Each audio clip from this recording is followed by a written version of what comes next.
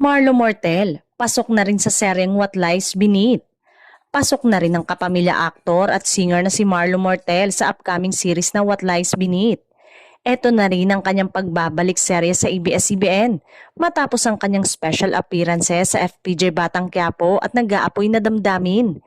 Makakasama na niya ang isa sa lead stars nito na si Janela Salvador na noon ay sinuportahan ng mga kapamilya ang kanilang tambalan mula pa sa mga araw nila sa Be Careful With My Heart at OMG.